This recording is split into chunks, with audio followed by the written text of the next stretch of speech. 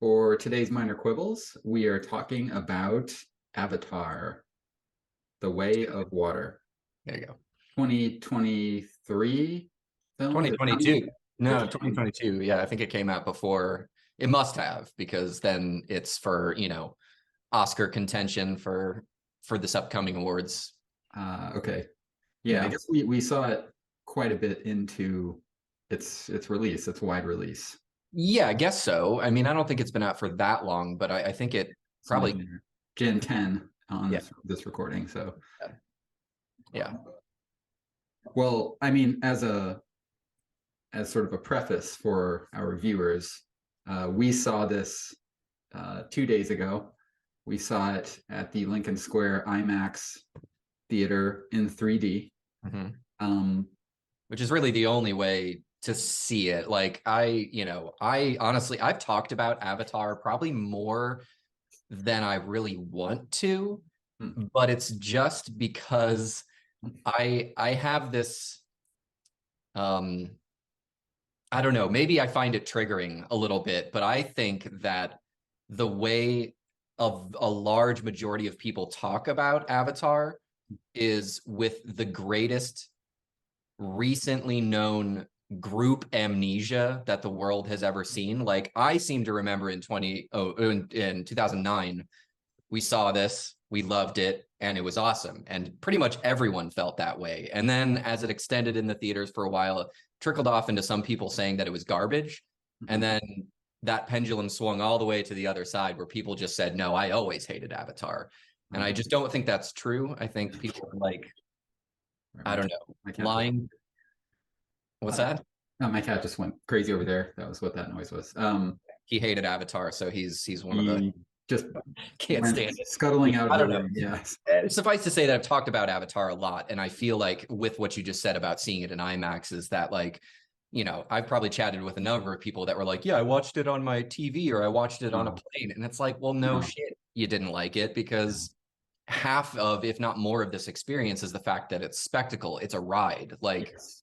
I would never sit here and try to explain to you what it's like to go on a roller coaster. It would just sound stupid. Yeah. So that's half of I don't know. Yeah. Reading an article about the experience of being on a roller coaster is not actually going on the roller coaster. And I would say for sure, if you saw this on anything that wasn't 3D, I think Mhm. maybe IMAX is negotiable, but I think at a minimum you should be seeing this in 3D because that's such a part of the fabric of the Oh, film. absolutely. It's designed that way. Like yeah, you could watch this on a less than gigantic screen as long as the 3D is a part of it and it's, but then again, it's like I don't know that this would be quite as as an experience if you had like a 3D television at home. Like even that I think is probably diminishing the whole concept of like getting immersed in the world, which I think is his whole approach with this one is, I'm doing the filmmaking in a way that will immerse you in it. Mhm.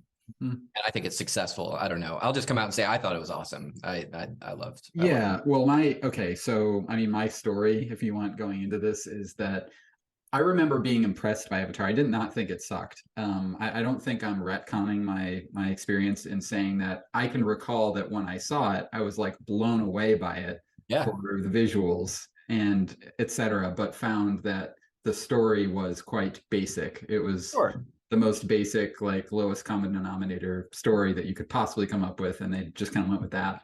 And but if you're making a movie where the stakes are so high, hundreds of millions of dollars in it, the idea is for it to be a wide release movie that sort of like can be loved or at least watched and enjoyed by all. You're not going Yeah. to do anything super interesting or experimental on the plot side. You're going to put all of your energy into the spectacle and the ride, and I respect that approach. And I guess this film I felt similar. I was more blown away by this film than the first Avatar, at least based on my emotional recollection. I went into this kind of like out of a sense of obligation. Like I didn't feel like I was dying to see it, just to be honest. I was kind of like, I know I should see this. I know the clock is ticking because I know I should see it in 3D, ideally in IMAX. So I'm going to see this movie. But like pretty much once it got started, I was kind of just like leaning back and it was just washing over me, I guess, pun intended. And I was just, I was totally captivated by it for the whole thing. And if ever there was a movie where 3 hours did not feel that long, I would say it would be this movie Yeah. because it is so spectacular. There are only so many candidates for that. By the way, I don't know. Can you hear that? I feel like this. I'm worried about. You can't hear it. I Good. can't hear My radiator makes noise, and it's going to get louder. So if at some point I'm drowned out by feedback, that's what's going on. Yeah, it's a similar feeling. I mean, I was very excited about this because the first one was unlike anything I'd ever seen, and I feel like that was part of what leveled up my appreciation for it. And I agree. I think that as just like a film, if you're not looking at this as the spectacle that it is, there's tons you can quib about, like there are plot holes, there are cliches, and they abound. Like they're everywhere. And there's some bad acting. There's like, you know, complete single dimension characters, and like there's no character development for some people. It's like you could go on and on and on with either of these movies and gripe about that. And I think that's kind of missing the point a little bit. I get why people have a problem with it. Why can't you do both? But I think one of my feeling on this is that Cameron loves the ocean more than we love anything, I think. Like I don't think we are capable of loving literally anything as much as James Cameron loves the ocean. And I think he's an environmentalist. Yeah. And I kind of think this is all of this is sort of a backhanded way to like get as many people as possible on board with the idea of being more environmentalist, Yeah. And I appreciate that because I think that's important, obviously. And it's doing it in the least politicized way, maybe. Like I guess you could, and probably some people have looked at it and decided that it offends them for one reason or another, politically or socially or whatever. But I'm not one of those people. But I think it's for a billion people to watch and a billion people to maybe rethink the concept of like, hey, have we forgotten about how important nature is? I appreciate that. I think that's what he's doing with this. And no, I like that aspect as well. That comes shining through. I think for a little bit of it's ancillary material that may, push in that same direction. I mean, he gave a TED talk about 10 years ago, I want to say. And he said, it was kind of a joking comment, but half joke, half serious. He basically said that the whole reason, basically, he loves the ocean, and his movies by and large have just been an excuse to do things in the ocean. Like he's basically like this whole project of making blockbuster movies is actually like secondary. It's just like he does it so he can like get in submarines and go down the Mariana Trench or whatever. Yeah. Which I think is cool. I think that's amazing. Yeah. So while also not only pushing the technology in the film medium, but also so he can push the technology for just the ocean exploration thing as well. It's like that's another thing I just deeply admire about James Cameron is that you're never going to go see one of his movies where he has not looked at a corner of the envelope and said, all right, we're going to push that one just this far, Yes. And how can you not, as a movie lover, and somebody who, clearly we're here on a podcast called Minor Quibbles, where it's the idea of like picking nits and like, being upset that a character wasn't super deep or something. Like, I don't know. It's just, I just appreciate the dude. Yeah. Look, in some cases, it simply doesn't matter that something isn't that deep, and it's not even worth. I hesitate to use the phrase guilty pleasure or anything, but there are plenty of things that I like totally love that have huge flaws. We talk about Buffy all the time, like that's one of my favorite TV shows of all time. But my God, it's like really, really cringe and really bad in like so many ways. But I just love it, and part of it is just that you see what's going into it, and I think that this is a case of that where like,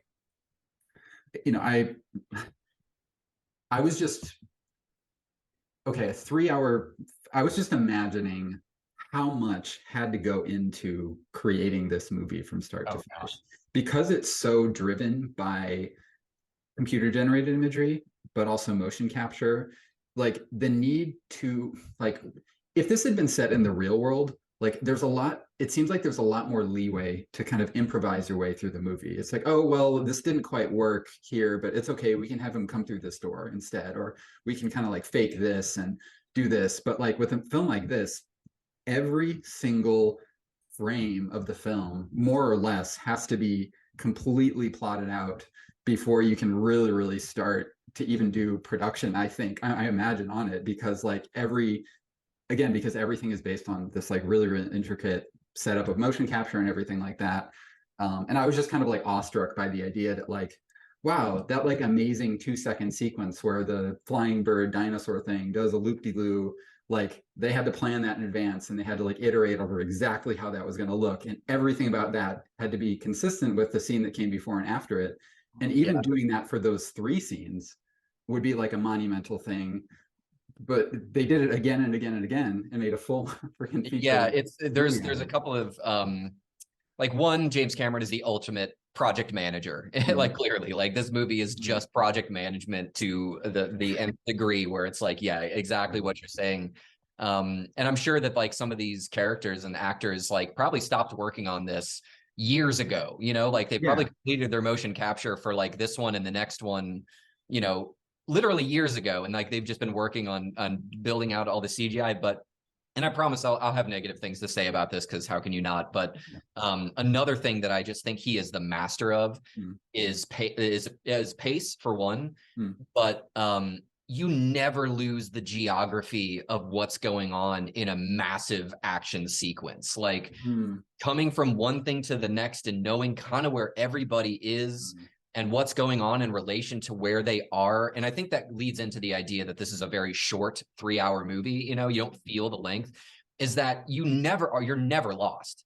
It's like mm, once you kind of jump into the next shot, even if it's like some dudes on a boat, it's like you kind of know where the hell you are. mm. And that's a huge and massive trick. And you have to wonder, is that just the project management, the previs, like are they like pulling and dropping ideas like all around, you know? Yeah. Well, that's what I'm really curious about. Like, sort of, I don't know how it is in filmmaking, but coming at it from the tech side that I'm at, like, when you're trying to create something new, like you have to go through a lot of trial and error. Like, will this work? I guess not. Will this work? I guess not. And then eventually you slowly get to the point where something kind of works. And then that's like the starting line of the race. Only then are you actually working on it. And something that's as monumental as this, it just kind of boggles my mind. Yeah, I guess it gives you some leeway because so many of the scenes are just straight CGI and they don't involve any like, they probably can get away without doing motion capture for several of the shots that you Mhm. see because it's all just CGI of somebody riding a dragon or whatever it is. But yeah, there's definitely some meticulous planning there. And I guess that's what made this one feel even more exciting and even more immersive than the first one, which again, I loved, is that it just seems like they kind of are in a rhythm with that style of filmmaking. And it just seems like James Cameron is just doing the thing that he loves to do, and doesn't really compromise it anymore. Well, let's talk a little bit about some of the quibbles, just because we can Sure. only gush so much. Yeah. For something that's making billions of dollars, Yeah. it's like we probably shouldn't just be like, "No, I love it." You know, I'll say that probably one of my least favorite things that happened in this movie, and this happens in many movies that have like not a central villain, but a secondary central villain. Mm, And you can probably guess who I'm about to talk about is the guy who hunts the yeah. whale creatures Right. or whatever. Yeah. He is just so like on this end of the spectrum evil that Mm, it's just a cartoon. Like the idea mm. that he's just like bloody, I gotta chase these whales and murder them. Just he gets like very excited about like getting out there. Come on, boys, let's like murder this whale now. Yeah. It's like, is anyone literally in the world like that evil about things? Like I kind of think if you've been out Maybe. there, well, Yeah. maybe in like intrinsically, yes, but like outwardly, it's like if that's your job and he's been out there for probably years, like sailing the oceans, trying to get this goo from these giant whale things, Yeah. I'm gonna guess that he's probably not like all amped up about it anymore, unless the cocaine on Pandora is just like Yeah. massive compared to what we have here, you know, and he's just geeked out all the time. It's Yeah. yeah, I don't know. Yeah, that Pandoran Coke, I hear it's really something. Here, yeah. But you wait till you find out where they extract that from. Yeah, yeah. So yeah, that was I didn't love that. And I think that there's plenty you could say just about the one noteness of, a lot of the characters in the plot and the cliches of like, no, dad, I'm a fighter. I want to be out on the battlefield. Yeah. you know, even straight down to like the gratuitous, like, I dare I say, sexy avatar coming out of the water, you know, on the ocean side of things, and like, oh, she's like the babe of the, Oh yeah, you know, for the teen romance, the yeah, teen budding it's romance. just there's enough that's like cringe in there that I'm willing to ignore that damaged tree of the forest because, you know, whatever. It's not going to derail my enjoyment of it, but it is suspect, and I do Yeah, feel like those are the moments where it's like, James, like, really, like, come yeah. on, like, you could have just pushed that maybe 5 more feet this way, and like you would have been a good movie. I don't know. Well, let's see. Okay, I mean, I only have really two things that specifically came to mind. They're very, very much quibbles, and they're quibbles because they were the two things that took me out of the film, and that's the last thing you want in something that's supposed to be an immersive ride. Yeah, Thing number one, which I just do not understand, is why the frame rate would change from scene to scene. sure. Because one scene, for our viewers, one scene it goes to like whatever 120 120. FPS or something, and it looks like a PS5 video game. You know, very crisp and realistic looking, but um, it has that motion smoothing quality almost to it, like hyper realistic, where you feel like you're kind of almost standing right there on the set, so to speak, the CGI set. But then, like the next scene, it'll go down to like a much more normal, I guess, looking sort of frame rate. Mhm. And so, like, okay, so the Hobbit movie, the new Hobbit movie, you know, they notoriously did like 48 FPS, and everybody was like really mad because it gave the whole film this kind of like weird quality where you just Yeah, didn't feel as magical or dreamlike as most cinema. soap opera Yeah, effect. Yeah. yeah. But so this one, it's even more weird because he would go from the high frame rate in one scene, and then the next scene would go back to the more like dreamlike lower thing that you're used to. I don't get it. I don't. Yeah, I don't know the logic there, and I have two thoughts or maybe theories about it. One is, um, well, I noticed that there was also a point where it felt like it dropped to like 12 frames a second, where it Yeah, was there were a couple of very points jittery. like that. And I asked a couple of friends who have seen it, and they didn't see it at the IMAX. They saw it in like Dolby or whatever, and Mhm. they said that they didn't see that part. They noticed the high frame rate stuff, but they never saw the other one. So I kind of wonder if like maybe it was like the hard drive was just like struggling to. I don't know how it works like in a DCP like environment like that, but it felt like it was buffering or Mhm. something. Like we weren't able to keep up the whole time, and that was weird. But the other part is I can't even imagine how many times James Cameron has sat down and watched this movie Mhm. throughout the whole process of making it, Yeah. editing it, finishing it, like the entire thing. Like he must have seen it hundreds upon hundreds of times. And I just wonder, are these just like incidental mistakes where it's like, you know, we're so close to the finish line here and we're under a deadline now because we've said it's coming out Yeah. such and such day and we can't push that. It makes me wonder if it was just an errant mistake, those 120 frames per second scenes. Like maybe they do get dropped in there because that's what they shoot, but maybe it was meant to be reverted back to 60 or Mhm. something, and it's just over hundreds of viewings. Maybe it was just never caught in a way, Maybe. or maybe it was just like laziness or something. Like it's so bizarre, and I don't see the reason it would benefit the movie ever to do Yeah. that. And it just seems like a really weird thing that nobody would bring up and be like, hey, there's like 3 shots in here that are like, you know, Yeah. 120 frames per second. Do you want to keep those that way? And he's like, Yeah. yeah, keep them that way. It almost seems like enough people working on it, just like maybe it just slipped through the cracks. I don't fucking know. It's hard. It's hard. Yeah. And I that's mean, as I my other say theory was that they like had that they this was shot in phases, it. and Mhm. that like there were some that were shot at the normal frame rate, and like those were initially shot and they kind of wrapped on those, but then they did the rest at a higher frame rate because for whatever reason the tech improved or the capture improved.